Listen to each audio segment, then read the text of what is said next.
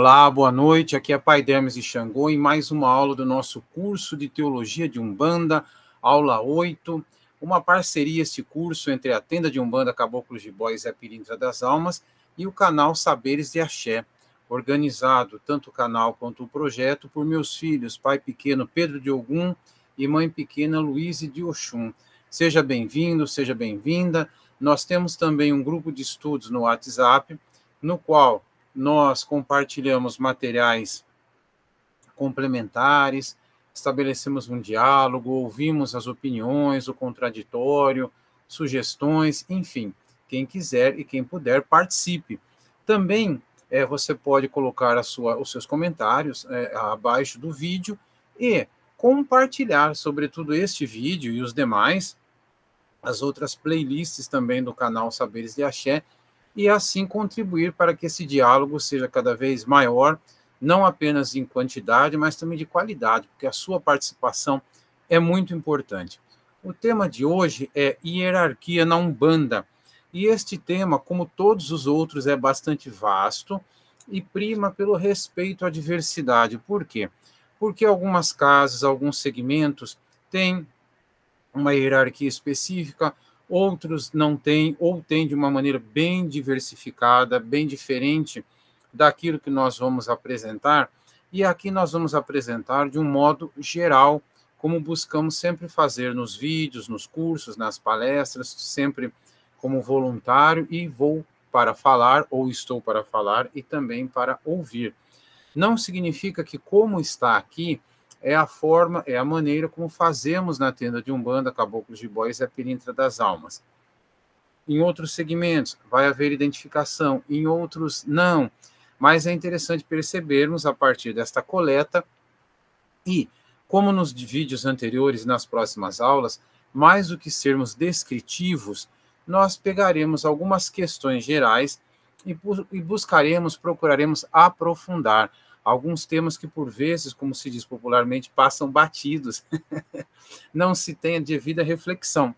Então, a primeira reflexão que eu quero fazer é a seguinte: algumas pessoas discordam, concordam, por vezes até se estapeiam, dizendo o seguinte: na Umbanda nós não temos pai, na Umbanda nós temos padrinho.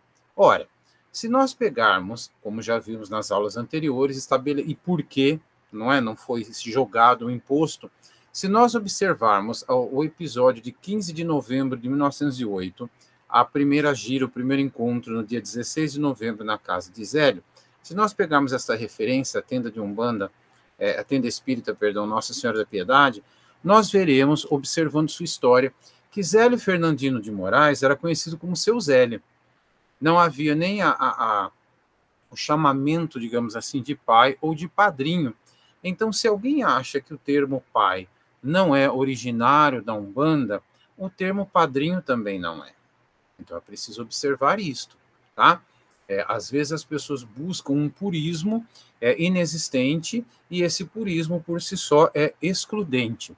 Segundo informação, ainda hoje se usa, se Zélio não usava, alguns médiuns de sua casa mais graduados são chamados de babás, sejam eles homens, sejam eles elas mulheres, como também acontece em outras casas.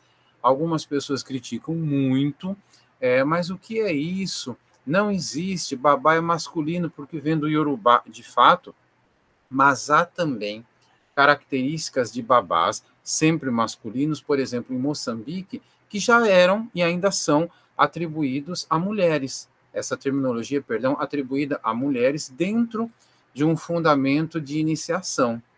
Então, eu posso depois compartilhar, sim, no grupo de WhatsApp, essa referência, um livro da Mariana, da Pauline Chiziane, são autoras, e vocês vão perceber, vão encontrar essa correlação. Mesmo que não seja a correlação direta com a Tenda Espírita Nossa Senhora da Piedade ou outras casas em que também a mulher é nomeada como babá. Nós precisamos entender que existem as chamadas corruptelas linguísticas que se apresentam, que se transformam, e precisamos entender como a tradição de cada casa incorporou determinadas terminologias. Exemplo, em pesquisas há muitos anos, muitos mesmos, mesmo, perdão, eu encontrei que há ocorrências de que todas as iabás em determinada casa eram saudadas como Eparrei, porque era a forma como as pessoas sabiam saudar. Há casos em que as pessoas saúdam Xangô não como Caô Cabecileu, Caô Cabecile, e sim como Caô Cabecinha, porque pessoas que geralmente não ouviram a saudação original, as adaptações, muitas vezes sem a escolarização, porque isso facilita a compreensão, a escrita e a leitura, numa religião mesmo que tenha tradição oral, como os cultos de nação, a Umbanda um pouco menos, mas a tradição oral também é forte. Então, essas adaptações existem, acontecem e precisam ser compreendidas linguisticamente. Não é o tema da aula, mas há, por exemplo, quem brigue, também se estapeie, dizendo não existe orixá tempo, o que existe é orixá quitembo. Mas na adaptação linguística, chamou-se de tempo. E se o povo de Angola coloca tempo como o seu inquice, o seu representante, o patrono dessa nação, quem sou eu para dizer que não existe tempo, mesmo que seja uma corruptela de Quitembo?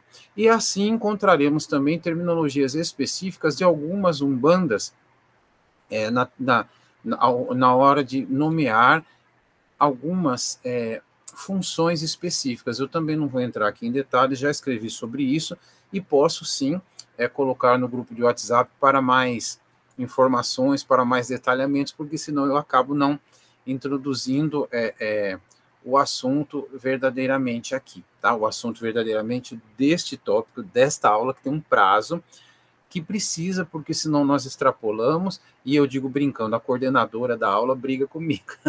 Minha filha me chama a atenção. Então, vamos lá. O que eu gostaria de observar é o seguinte, que quando nós falamos de hierarquia, nós pensamos em organização. A hierarquia na Umbanda é diferente de outros cultos de nação, de cultos de nação e outras religiões, perdão, embora por vezes haja correlações. Da mesma maneira, a hierarquia de Umbanda difere, embora haja semelhanças, de cultos e religiões que a antecederam e mesmo foram paralelas, foram coetâneas e ainda existem algumas delas. Mas o que nós encontraremos de modo geral? Em primeiro lugar, uma dirigência espiritual, nós temos um apontamento, a pessoa nasce, alguns vão chamar de missão, que é um termo que nós podemos também tratar dele num outro contexto, numa outra ocasião, e ela se desenvolve, a mediunidade se manifesta de maneiras muito diversas, inclusive daquilo que eu chamo de autóctone, que são pessoas que não entram para um terreiro, não pertencem a um terreiro, e, para ficar mais fácil de compreender, assim como o Zélio e tantas pessoas, recebem seus guias, chamemos assim como se diz popularmente, que orientam e dizem, olha, você precisa abrir um terreiro. Ou dizem para as outras pessoas, meu cavalo, o que é cavalo, não é? Meu cavalo precisa abrir um terreiro. E assim começa-se, pouco a pouco, um desenvolvimento que não é sequencial necessariamente em um terreiro. De qualquer forma, nós pensamos que as pessoas que têm a dirigência espiritual, principalmente, todo médium, mas pensemos na dirigência espiritual, ela precisa se preparar de uma forma que não é necessariamente por cursos. Existem cursos de mediunidade, alguns legítimos, outros não, alguns com vieses mais comerciais, outros totalmente virtuais. Eu não entrarei no mérito aqui e agora, mas, para mim, o desenvolvimento mediúnico dura a vida toda, eu estou nele já há um bom tempinho e vou desencarnar nele, e é presencial, é com os pés descalços no terreiro. Cursos podem auxiliar, podem trazer informações, questionamentos, orientações, porém, o desenvolvimento é uma outra situação. Isso vale também para dirigentes espirituais. Há pessoas que dizem, eu sou pai, eu sou mãe porque eu fiz um curso. A extinta Faculdade de Teologia de Umbanda deixava bem claro no seu site que ela formava teólogos, bacharéis, pós-graduandos, e não sacerdotes ou sacerdotisas. Outras faculdades de teologia confessionais, católicas, por exemplo, ou protestantes históricas, enfim, dizem a mesma coisa, formamos teólogos, não sacerdotes. Os sacerdotes ou sacerdotisas são formadas num contexto que envolve rituais, por vezes iniciações, recolhimentos ou não, é muito variado, mas não se pode confundir. Aqui nós temos um curso de teologia. Quem assistir às 31 aulas não será necessariamente médium, não será necessariamente sacerdote ou sacerdotisa. Outra questão, na Umbanda de modo geral, não vou nem falar dos cultos de nação, mas na Umbanda de modo geral, não é necessária a incorporação para se tornar sacerdote ou sacerdotisa, pai ou mãe. Por quê? Porque há outros dons mediúnicos e o segundo na hierarquia da casa, por exemplo, pode ser aquele que trabalha com a incorporação, não o primeiro.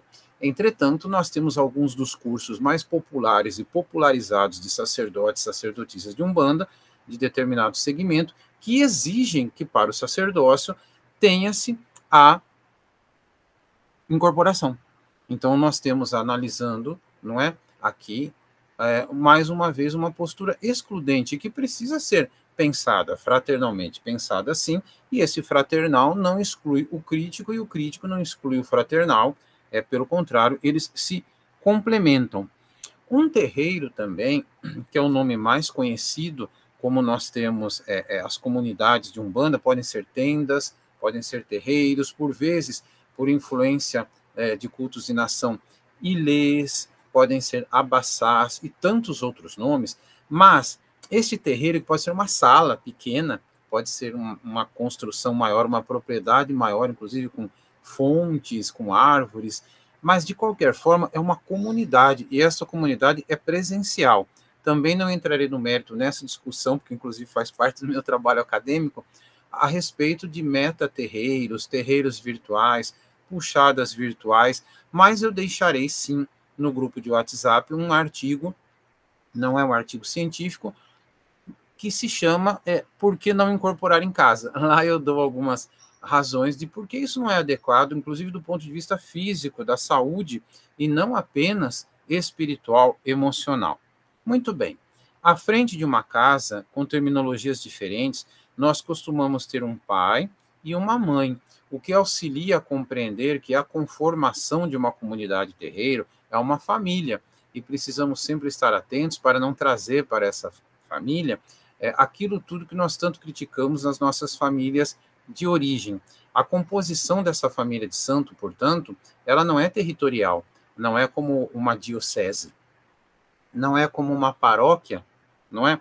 Eu posso morar aqui na rua X, na rua de trás ter um terreiro, conheço todo mundo, são meus amigos, são meus irmãos, mas o terreiro ao qual eu estou filiado, o terreiro do qual eu sou filho, fica a 3 horas da minha casa. Isso acontece. Por quê? Porque nós não temos essa conformação territorial necessariamente. O conceito de território de um terreiro é outra situação.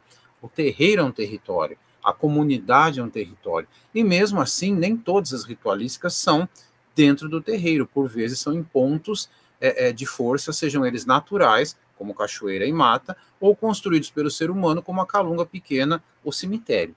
De qualquer forma, nós temos pais, temos mães que configuram essa família, temos também pais pequenos e mães pequenas que, na Umbanda, de modo geral, estão se preparando, podem ficar muitos anos, algum tempo maior, não importa, depende de cada um, de cada situação, de cada mediunidade, estão se preparando para se tornarem pais e mães, ou pais e mães maiores, como também se conhece, e continuarem, permanecerem na mesma casa ou abrirem seus próprios terreiros.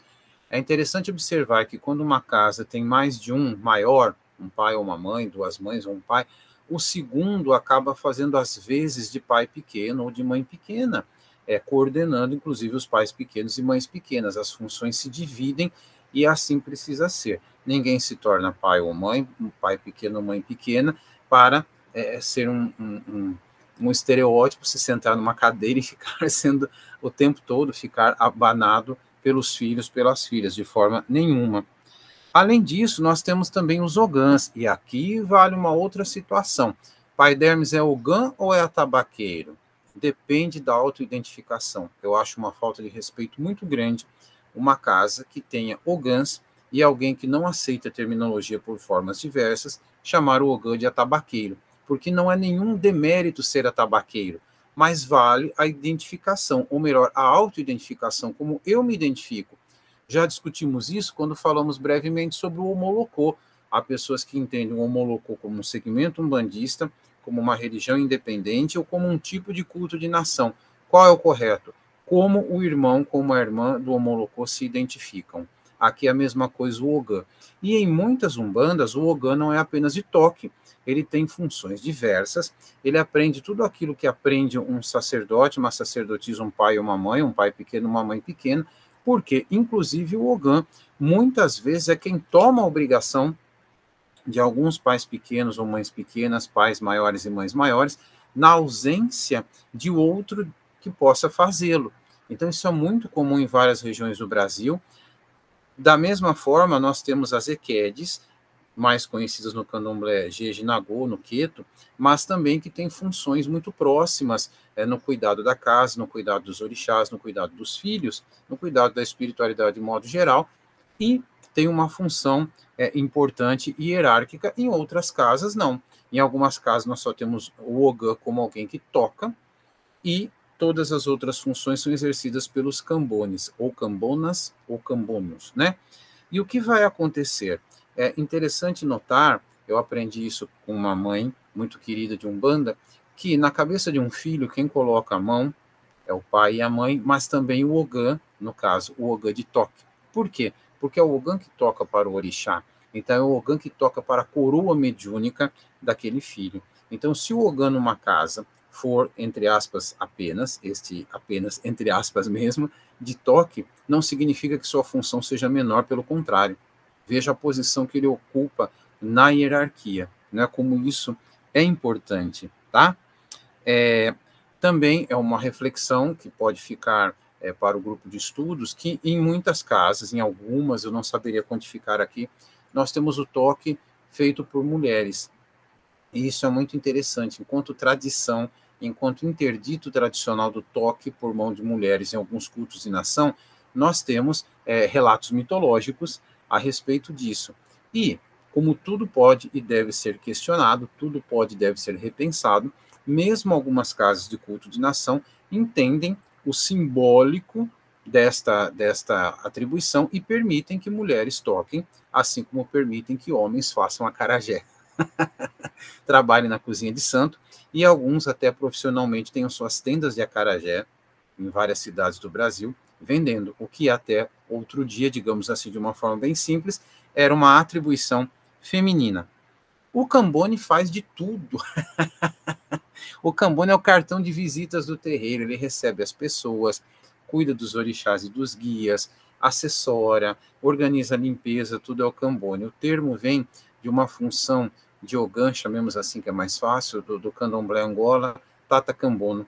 E o Tata Cambono, de onde se origina a palavra Cambone, nós temos cambones que serão cambones a vida toda, é o dom mediúnico dele, e nós temos diversos filhos que começam o desenvolvimento mediúnico como cambone, depois vão para a incorporação, para o toque, enfim. E aí, por estar em outras funções, não conseguem mais ser cambones, a não ser em alguns momentos, auxiliando, porque sempre a ajuda é necessária. Muitas vezes, irmãos da assistência são preparados, visitantes, eu até prefiro o termo, para participar da corrente, ainda que de forma temporária, ainda que de vez em quando, não importa, mas auxiliando bastante, porque precisa-se e muito do auxílio de todos. Algumas casas, por terem também a ritualística do recolhimento, e mesmo que não seja o recolhimento, de um levantamento ou de uma apresentação pública, isso acontece também com alguns cambones, em especial os chamados chefes de cambone. É interessante que em algumas casas o termo chefe de cambone, ou cambone-chefe, ele é rechaçado, porque às vezes um irmãozinho cambone, até por maledicência ou inveja, diz assim, mas não existe chefe aqui a não ser o guia-chefe. E quem fala isso desconhece o histórico da Umbanda, porque na primeira tenda de Umbanda oficial, de religião constituída, como já vimos em outros vídeos, em 1908, Caboclo das Sete Encruzilhadas, Hélio Fernando de Moraes, etc. e tal, nós temos o cambone-chefe. E aí? Então, até para fazer fofoca, até para fazer maledicência, é preciso ter conhecimento para que não se passe vergonha ou vergonha alheia, o que seja, não é? Os médiums, de modo geral, porque nós estamos falando de hierarquia, eles precisam se desenvolver sempre, precisam estar afinados. Eu costumo dizer que o médium, todos nós, portanto, os médiums somos enfermeiros da espiritualidade, a espiritualidade são os médicos e nós estamos a serviço, então nós precisamos nos preparar, ter asepsia, ter cuidados, etc, etc, etc. Na relação da hierarquia, é muito importante que nós tenhamos respeito, não é bajulação, não é incensar o pai e a mãe, não é que o pai e a mãe tenham sempre razão, pelo contrário. Existem situações de assédio moral, assédio sexual, extorsão financeira, abuso psicológico, tudo isso precisa ser muito bem cuidado, e quando nós temos casos criminais, precisam ser denunciados, não é? Não se pode esconder em nome da espiritualidade. A espiritualidade nos ajuda, nos inspira a fazer o trabalho, administrar uma casa, etc. e tal. E os erros todos, sejam os mais graves ou os pequenos, são humanos. Então tenhamos compaixão, tenhamos misericórdia dos dirigentes espirituais, mas também não coloquemos a nossa vida sem pensar, sem cuidado, nas mãos de um dirigente, não aceitemos tudo como verdade, porém, façamos o questionamento respeitoso, a não ser que seja um caso abusivo. Por quê? Porque há, às vezes, filhos que são do contra por natureza, tem aquele comportamento de negação, aquele comportamento do contrário, como às vezes uma criança e um adolescente que querem testar os limites. Então, nesse testar os limites, gasta-se um tempo e uma energia em que o filho não está aprendendo o fundamento. É diferente de estar numa casa, não concordar com o fundamento, embora ele seja correto, e dizer, olha, aqui não é meu lugar, porque a espiritualidade que trabalha comigo trabalha de forma diferente e eu também. Então não deveria nem ter entrado, né? Precisa-se ter um amadurecimento para entrar na corrente. Não é assim, passei na porta, tonteei e já tenho que vestir o branco. Não é assim, ou não deveria ser, né? Então, o questionamento que um filho faz é muito importante, mas é preciso saber ouvir. Se vocês perguntarem aos mais diversos pais e mães, sejam alguns mais incisivos, outros mais liberais, chamemos assim, todos são a favor da hierarquia, porque hierarquia é organização, não pode ser abuso de poder, autoridade não é autoritarismo, como vamos ver numa das aulas também.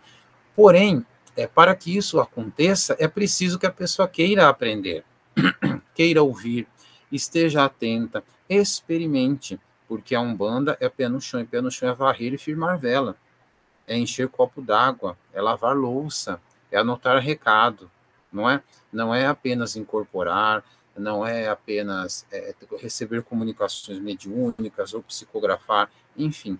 E hoje o que se tem nessas relações distorcidas e muito frágeis é o seguinte: entra-se de qualquer forma, sai-se de qualquer forma, sem respeito, sem gratidão, pelo WhatsApp, chutando a porta, e isso não é uma situação bacana. Mesmo pessoas que vêm de outras casas, às vezes fazendo fofocas sobre os dirigentes anteriores, e claro, se fala do outro, vai falar de mim. É diferente de você fazer uma avaliação, eu saí da casa porque houve abuso, houve uma circunstância pesada, difícil, então não foi possível permanecer. Mas os meus filhos sabem, principalmente aqueles que são pais e mães e vão abrir casa, que existem alguns sinais que desde o início a gente percebe que um filho não vai ficar, mesmo ele tendo já na nossa casa passado pelo tempo de preparo para entrar para a corrente, mas o comportamento, o discurso que é diferente da prática, desde o primeiro dia quando chegou como visitante você percebe. Claro que isso não é uma camisa de força, porque Exu nos dá as encruzilhadas, né? Então, às vezes, as situações mudam conforme o comportamento, conforme o livre-arbítrio, mas muitas vezes a gente já sabe, eu costumo dizer brincando que eu já faço um bolão interno até quando o filho vai ficar e mais ou menos quando ele vai sair. E, evidentemente, isso pode mudar. O que é importante é perceber que nós acolhemos da mesma forma, não é? O Caboclo das Sete Encruzilhadas nos ensina, a quem souber mais vai ensinar, palavras minhas aqui livres, né? Quem souber menos vai aprender, a nenhum daremos as costas, né? E vale lembrar, encarnados ou desencarnados. Então, nesta nossa aula, nesse nosso estudo, sobre a hierarquia, vocês vão perceber que eu não apenas descrevi ou usei o tempo da aula para uma descrição, mas eu quis, como em todos os encontros, questionar um pouco as relações, as terminologias, não é? E outras circunstâncias que aparecem e que, por vezes, são mal compreendidas. Sobre termos ainda, na Umbanda, além do babá, do pai, do padrinho, por vezes se usam termos do Yorubá, dos cultos de nação. Então, às vezes se usa não como babá de Umbanda ou pai de Umbanda, mas sim babalorixá ou ialorixá. Ok, alguns segmentos fazem isso, algumas casas fazem isso. O babalorixá foi traduzido popularmente como pai de santo, e assim é mais conhecido, por mais que a gente não queira usar o termo, acaba usando, né? Pai de santo ou mãe de santo, o que na verdade seria pai no santo e pai e mãe no santo. Santo substituindo orixá. Santo é um conceito, orixá é outro, mas também santo é um termo que se popularizou. Eu acabo usando muito com os meus filhos às vezes, as coisas do santo, porque a gente usa, acaba, né? Mas precisamos entender. E mesmo que a tradução fosse pai de santo ou mãe de santo, alguém pode dizer assim, não, o ser humano não é pai do orixá, não é mãe do orixá. Mas eu preciso entender dentro de um processo. Quem traz orixá em terra, quem cuida da coroa de um filho, quem coloca muitas vezes num recolhimento, num quarto de santo, né? Ou no roncó, ou na camarinha, os nomes também variam, ou em outras ritualísticas, é o pai, é a mãe. Então, quando você diz que você faz o orixá nascer numa saída, numa festa pública, conforme as ritualísticas mais diversas, nós temos um parto, e quem faz o parto é o pai e a mãe. Por isso que em todas as ritualísticas, sejam elas de recolhimento ou não, quaisquer ritualísticas, o filho, digamos assim, é o paciente, a filha é a paciente, ele deve estar relaxado, relaxada, e quem faz todo o trabalho é o pai e a mãe e os demais auxiliares, o Ogã, a Ekede, se houver Cambone, um outro filho que possa auxiliar, às vezes não tem ninguém. Em dado momento, por várias circunstâncias de tempo e espaço, pode haver 100 filhos, mas às vezes não tem. De qualquer forma, é assim que a situação vai se organizando. A palavra hierarquia, para terminarmos, ela traz esse eros do grego, que significa sagrado. Então, aqui eu tenho uma relação sagrada que não deve ser mistificada. Não, o pai de santo é sagrado, a mãe de santo é sagrada, todos somos sagrados, todos somos partículas da divindade, todos temos coroa, todos carregamos a espiritualidade com nomes diversificados, situações culturais diversas, de manifestação, não importa, todo ser humano é sagrado. Quando se diz sagrado, é a relação do sagrado, é a relação de pai e filho, de mãe e filha. Então, assim, seria muito interessante, para não dizer interessante, seria interessante que também não tivéssemos relações incestuosas no terreiro. Se elas acontecem, que, olha, eu tenho aqui uma mãe que se interessou pelo filho, o filho pela mãe, enfim, como é que vai ser?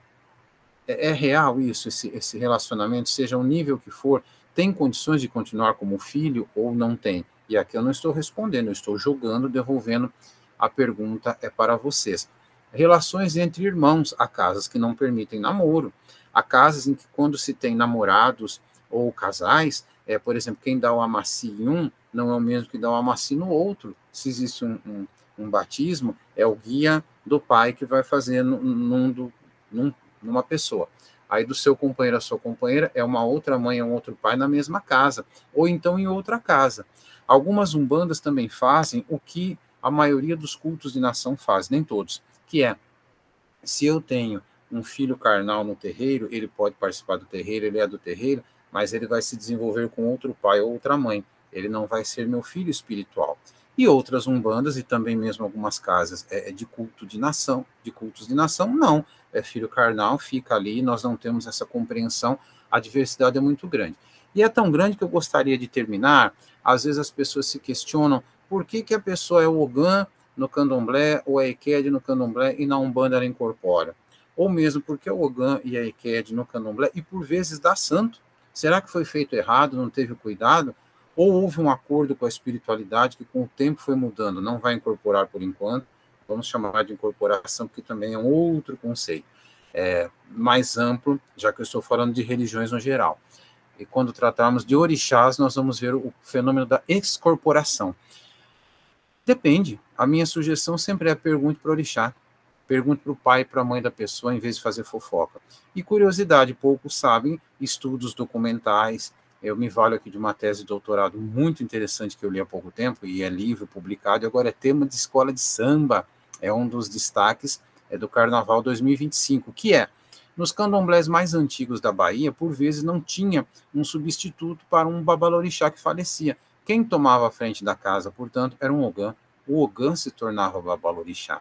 Ele assim era preparado e reconhecido, e não era mais reconhecido como ogã. Então, precisamos lembrar também que os cultos de nação, eles não reproduzem necessariamente o que acontecia em África, porque a situação era bem diferente lá, e aqui ela se adaptou bastante. E quando falamos em África, estamos falando de um continente. Nós temos hoje países diversos e temos dentro desses países povos diversos. Não é, uma unidade no sentido de todo mundo igual, não. A diversidade é muito grande. E aqui no nosso Brasil, com as misturas culturais, com as imposições culturais, com muita violência, inclusive, nós também temos uma diversidade muito grande, que não se esgota numa aula de 30 minutos.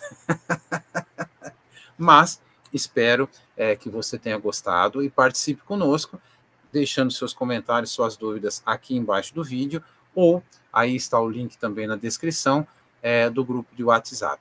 Abraço, gratidão e axé.